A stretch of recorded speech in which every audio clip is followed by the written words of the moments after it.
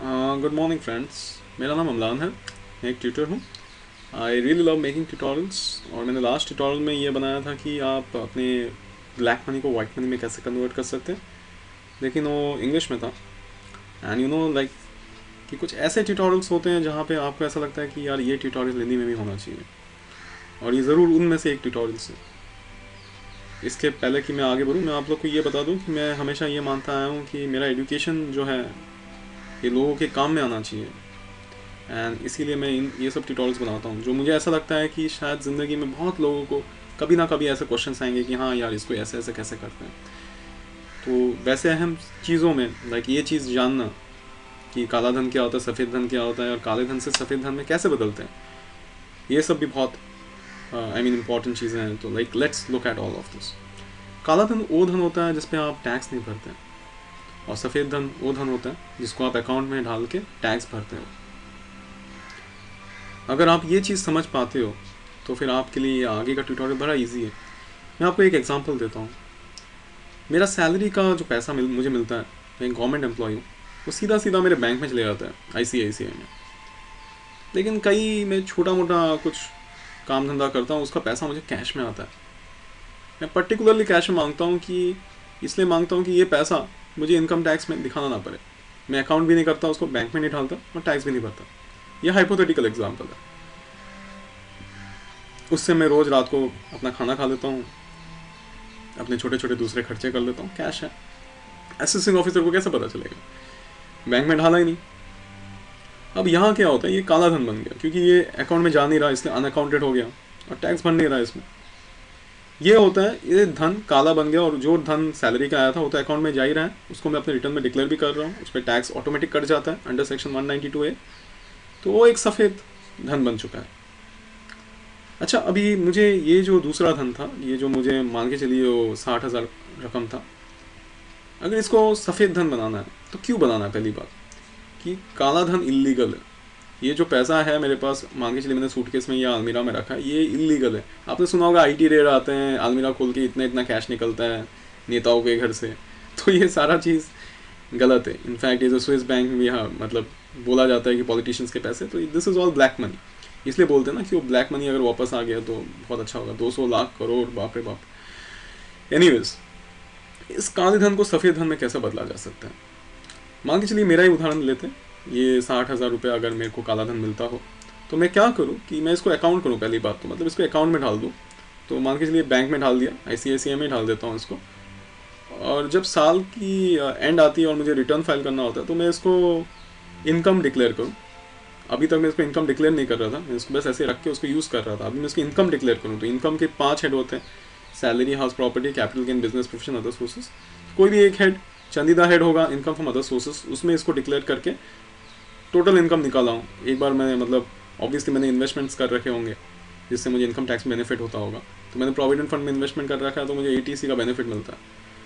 तो जो मेरा टोटल इनकम है वो ये इन्वेस्टमेंट डिडक्शन होके मतलब 9 लाख के आसपास आ रहा है। और उसके बाद तो इनकम टैक्स के जो रेट्स हैं, सो इनकम स्लैब्स के हिसाब से अगर 0 to 2 के बीच में है तो 10%, 2 to 5 के बीच में है तो 20%, नहीं सॉरी 0 to 2 के बीच में है तो nil, 2 to 5 के बीच में 10%, 5 to 10 के बीच में 20% एंड अबव 10 30%। उसके हिसाब से टैक्स ऑटोमेटिक कंप्यूट हो जाता है जब आप ये कैलकुलेट टैक्स बटन दबाओगे।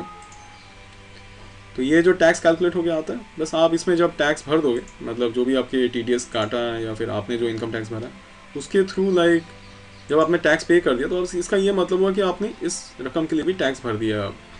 मतलब इस काले धन के लिए भी आपने टैक्स भर दिया। तो अब ये काला धन सफ़ेद धन बन गया। ऐसा नहीं कि उसमें आपने एक सफ़ेद पेंट मार दिया, तो नहीं, वो उस तरीके से नहीं बनता ये।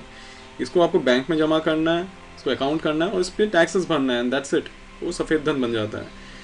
आपको बहुत लोग बहुत सारे नए नए किस्म के घफले बताएंगे, कभी हवाला, कभी ये, कभी वो, टू कन्वर्ट या gift, cheques, this that other mechanisms. Please वो सब मत करिए, दोज आर नॉट लीगल और फालतू की माथा पीछिए। This is the most simplest and the legal way to make your black money white money. काले धन को सफ़ेद धन बनाने का ये सबसे आसान तरीका है। बस डिक्लेयर करिए इनकम, उस पर टैक्स भरिए, दैट्स इट। अगर आपके दिमाग में ये सवाल आ रहा है कि यार जब मेरा इनकम टैक्स असेसिंग होगा, जो असेसिंग ऑफिसर ये रिटर्न चेक करेगा, अगर उसने देखा इसको, वो बोलेगा कि यार इस बंदे का तो इनकम फ्रॉम सैलरी आ रहा है, ये कहाँ से अचानक आ गया इतना अमाउंट, वो मुझे बुलाएगा, मैं क्या बोलूँ। प्लीज़ इसमें घबराइए मत। एक चीज़ समझिए कि डिपार्टमेंट के लिए फ़ायदा हो रहा है ना, अगर आप दिखाते नहीं तो उनको कहाँ रेवेन्यू मिलता।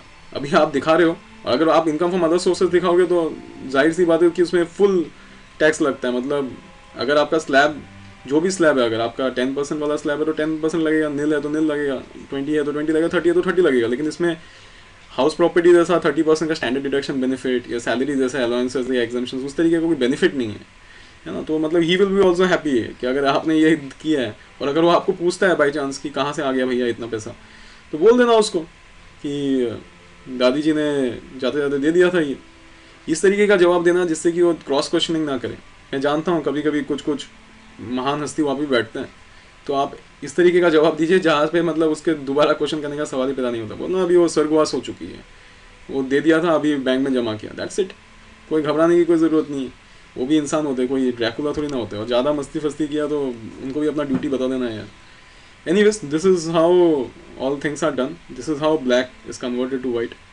एंड बिफोर वी लीव, मैं सिर्फ आपको इतना बताना चाहता था कि यू नो, ज़िंदगी में जब बड़ा हुआ मैं, तो मतलब मैंने एक चीज़ देखा कि लोग इन्फॉर्मेशन को छुपाते हैं, इतना ज़्यादा छुपाते हैं कि खुद ही बाद में इलिटरेट बन जाते हैं। ऑफिस में देखा कि बॉस का भी यही हाल है। फैमिली में भी मैंने ऐसे ऐसे लोग पाए हैं जो मतलब बहुत अपने आप को महान समझते हैं, लेकिन जब सिचुएशन में नॉलेज की बात आती है तो कुछ शेयर करने के लिए रेडी नहीं है।